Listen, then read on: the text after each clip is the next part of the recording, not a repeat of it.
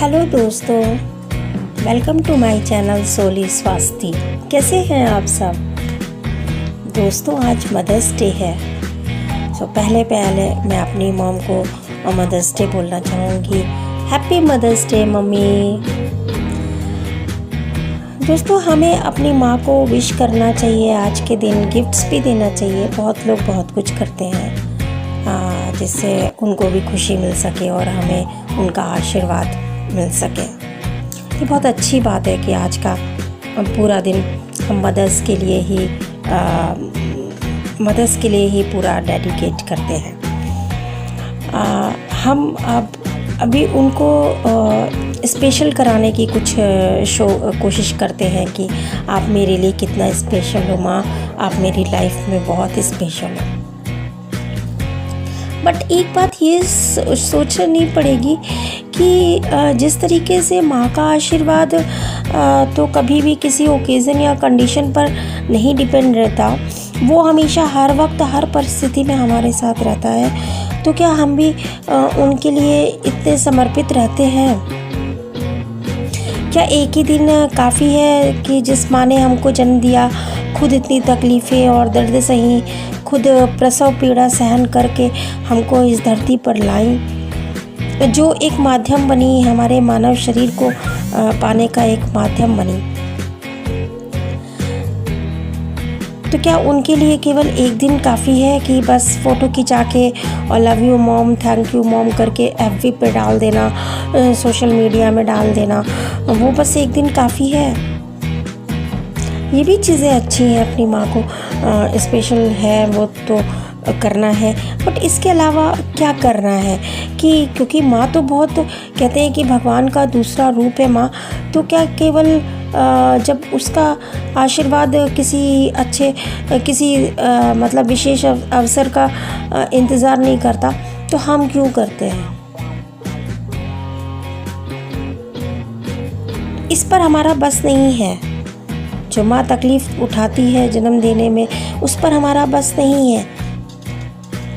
मगर एक चीज़ पर तो हमारा बस है कि हम पूरी ज़िंदगी ये सोचते रहते हैं कि जब हम बड़े हो जाएंगे तो अपनी माँ के लिए ये करेंगे, या जब हम नौकरी करने लगेंगे, कमाने लगेंगे तो अपनी माँ के लिए वो करेंगे।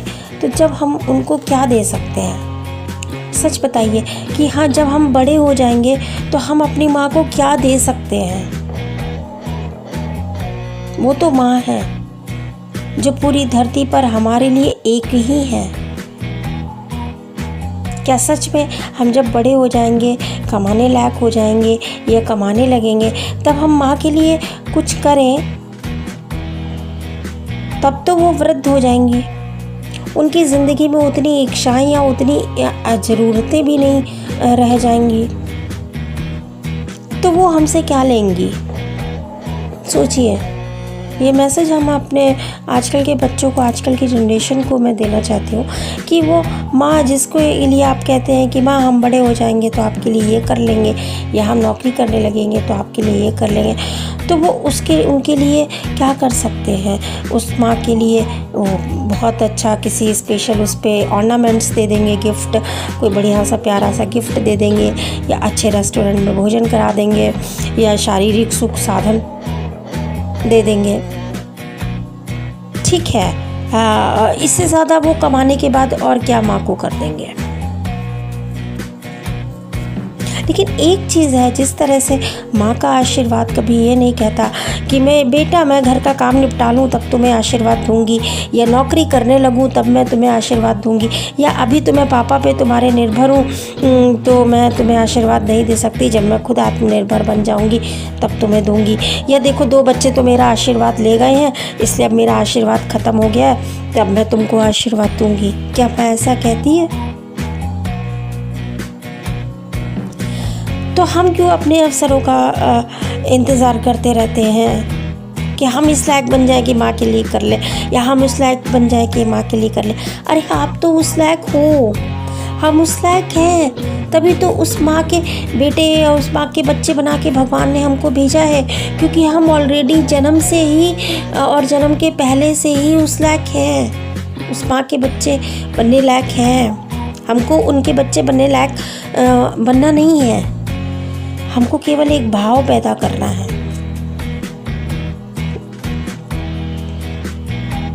वो भाव, ऐसा भाव जो जिस तरीके से माँ का आशीर्वाद है उसी तरीके से एक बच्चे का भाव होना चाहिए।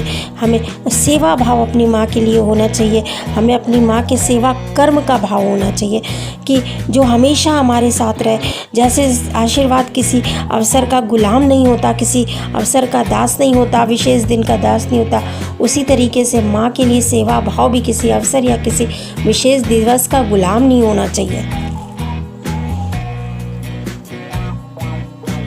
क्योंकि जिस तरह से एक माँ हमारे जीवन में अपनी इच्छाओं को सैक्रिफाइस करती है या अपनी पहचान का त्याग करती है, ठीक उसी तरीके से सेवा का भाव ही हमेशा हमें हमारी माँ के लिए हमारा होना चाहिए।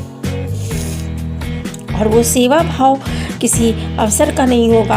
अगर हम पूरे दिन में देखें कि 5 मिनट हम अपनी माँ को बैठा दें शांति से, अगर जो बच्चे साथ रह रहे हैं वो अपनी माँ को शांति से बैठा दें 5 मिनट 10 मिनट और उन माँ को रिलैक्स करें।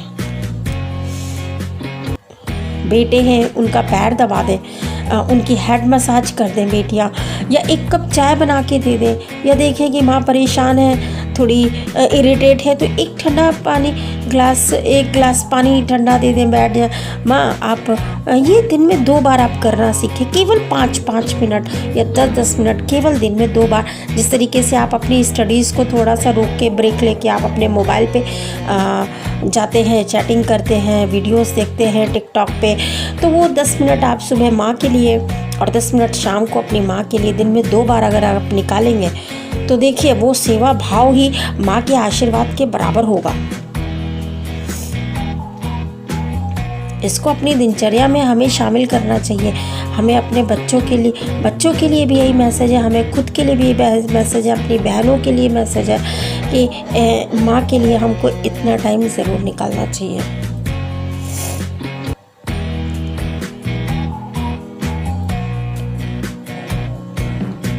और जो माँ होती है जिससे हम जन्म लेते हैं, जो हमारे धरती पर आने का माध्यम होती है, यह जो धर्म माँ होती है कि हमारी सास हैं, वो भी माँ होती है। क्योंकि उससे हमने उनके ही आशीर्वाद से हमको पति मिला होता है, हमें परिवार मिला होता है, हमें आगे बच्चे मिले होते हैं। वो भी माँ है, उनकी भी सेवा करनी चाहिए, उनके लिए भी टाइम निकालना चाहिए। बहुत ज़्यादा नहीं, 10 मिनट। अगर हम दूर हैं तो उनसे फ़ोन करके उनकी तकलीफ़ पूछनी चाहिए, उनको किसी तरीके से। अगर हमारे दिल में सेवा भाव है तो हम माँ के आशीर्वाद की तरह बहाने नहीं बनाएंगे, हम किसी न किसी तरीके से अपना सेवा भाव अपने कर्मों के द्वारा अपने माँ तक पहुँचा ही देंगे।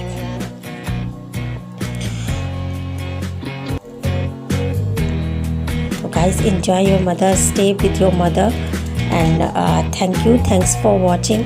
Please like, share, comments and subscribe my channel. Love you all